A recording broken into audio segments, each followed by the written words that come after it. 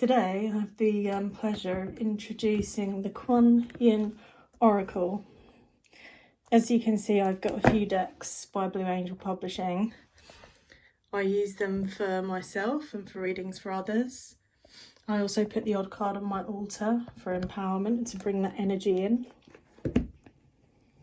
It's by Alana Fairchild. It's kind of your regular size Blue Angel deck.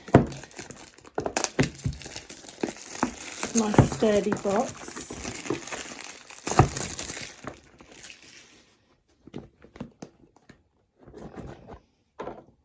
Yeah.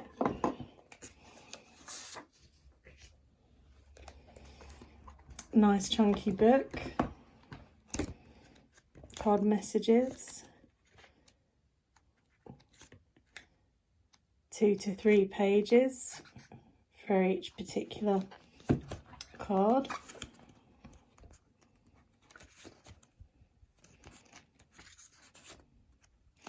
The way the borders are done, it reminds me slightly of the Wisdom of the Golden Path and possibly the Isis Oracle. So you've got this kind of beigey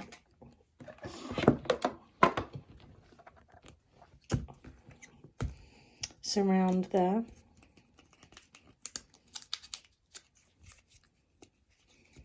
These are normally quite good at sliding off. There we go. Beautiful backs. Yeah, it's like the box cover. Yeah. Lovely. Yeah, this is going to be interesting. Bamboo Moon. Yeah, they're kind of slightly glossy. Some of Blue Angel's cards are a bit matte. Nice. Artwork is by, oh, let me see.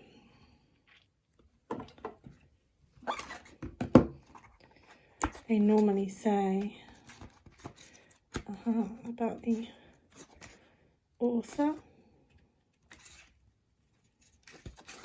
The artist, Zheng He. Excellent. Blessings of the Moon Maiden. Nice. Little rabbit there in her arm. Blossoms of the Sky Dancer. Call of the Dancing Crane. Sounds like a yoga move. I'm sure that there's a myth behind it. Dance of the Butterfly Queen. These slightly stick together, but it's nothing to write home about. That's the same as most decks that you buy. Daughter of the Phoenix. Nice little kind of goldeny sort of colour there, and a bit of a minor halo stroke wreath. Yeah. Nice depth to these cards. Drink from the Emerald Fountain, and this has got a slightly greener margin on borders. Yeah, some of them, the early ones in the deck, were slightly different colour. They kind of go with the theme of each individual card, I think. So this is slightly greener, and you've got a slightly green touch there. Nice. Dynasty of the Divine Mother. 8 Immortals. Interested to read up about these. These are ones that obviously you have to read the blurb in the book behind the card, unless you're well versed with this knowledge. Enter the Jade Temple. I think that's to do with the feminine temple, if you know what I mean. Gates of Heaven. So from a person we go to an icon. Very pretty. Nice touches there. Hear the Yellow Tiger Mother. Again, she has like a musical instrument there in the card, and some nice kind of peacocky type feathers there. Immortal Treasures. So you've got a bit of a focus on the jewellery there as well, but it's bound to be more than that when you look at the meaning. Ivory Swan Goddess. Nice. A relaxed pose. Maiden Margu. Yeah, pretty. Many hands of the goddess. Oh, wow.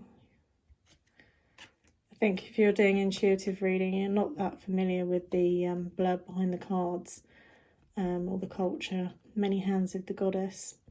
So that's the many roles of the goddess or the person. I perhaps presume that could mean mother fierce. Yep, maybe a fierce mother figure, or with intention, you know, very good at following through on what they say they're going to do, maybe. Mother of mercy. Nice. Nectar of the lotus. I'm liking the general kind of Eastern feel here. They're very nice, very sumptuous, very pretty images. Not overly done, not overly colourful. They're just, you know, settle into a nice image. True to life colours with, you know, definite colour hints, but without being too vivid. Orchid Priestess of Destiny. Princess of the Autumn Harvest. So I guess that's kind of like reaping what you've sown. Radiant Moon of Compassion. Nice. The lunar image vaguely portrayed in the background. Reveal the peacock beauty. So you could have the beauty of, you know, the sound of the harp, you know, the clothes image.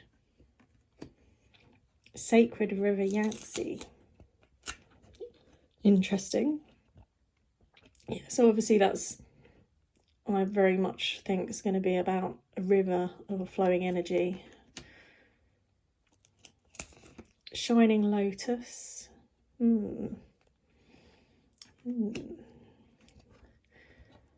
Sisters of the Star Blossoms. Pretty. So you have more than one woman depicted here. Sisters of the Star Blossoms. Yep. Sisters of the Sun Rising. So these are kind of, you've got a kind of seasonal aspect to some of these cards as well. Sound of the Fierce Flute. So that's some kind of calling. You've got a different kind of paint stroke there. It's a kind of deliberately rough. So yeah, and Sound of the Fierce Flute. Spin the silken divine thread. Sorry, thread divine. Another lunar image in the background there. Sweeping Sister Willow. Another, she has an instrument on her lap as well. She's looking, gazing thoughtfully into the distance. Tai Chi Rising. Yeah, she's in a kind of yoga pose there, perhaps. And we know Tai Chi is an energy and movement that can use and embody in like movement practice, body work, breathing. So yeah, Tai Chi Rising. 10 Sisters of Light. It's going to be interesting to see what these are. Light as opposed to a season, so light and illumination. The Amaryllis Lute. Is an amaryllis, is it a fruit or is it a flower? And that Amaryllis Lute. Interesting. The Book of Changes. Again, I guess with a lot of kind of harp images, it's like a manifestation thing. You're kind of creating music straight for what you're doing. So, the Dance Unveiling. The Lotus Throne. Very nice. Yeah, some of these, again, have this quite nice kind of greeny sort of colour with a touch of blue sort of hint in it. The Teo. She has the very flowing clothes there as well. It's nice. The Threshold. Yeah, I'm going to have to do a bit of reading on these, but they're very beautiful. The Neon Empress. Pretty, yeah, these are the kind of cards that you kind of either do a reading for yourself or you pick one for someone. Sorry, they pick one and then you read it to them, or if you have an awareness you can convey. But yeah, these are, to do a whole reading without knowing all the cards, you would end up consulting the deck, I should imagine, unless you know about these things. Turquoise Lotus Mother, very pretty. Yeah, so again, it's a mother card. Veil of Shadows, interesting. And it's nice. Some of these they have halos around their heads, which is kind of like an aura type or an angelic type thing, I suppose. Very nice. Yeah. Weave the golden, the future golden. Yeah, again, we have got a tiny bit of this kind of rough paintwork, which is nice because it gives you kind of, it goes with the movement of the figure. So it's like a deliberate and dynamic energy, thus as you have with some of the ones with the harps and things, when they're creating, they're manifesting straight away into sound energy. So yeah, well, I put one aside so I can look it up because I wanted to do them a little bit of justice. Immortal Treasures, number 14. Since I'm not as well versed with the concepts in the deck. Okay, Immortal Treasures. You carry within you precious immortal treasure, beloved.